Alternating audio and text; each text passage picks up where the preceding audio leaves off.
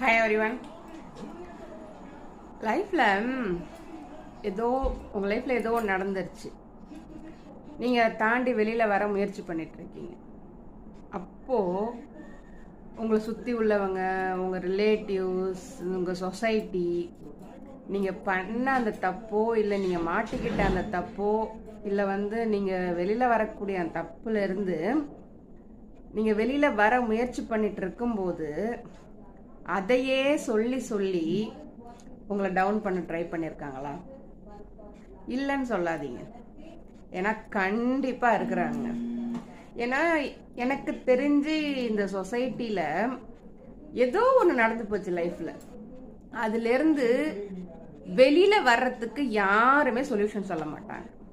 ஆனால் அதை ஏன் பண்ண, அதில் ஏன் மாட்டின, அதை ஏன் செஞ்ச,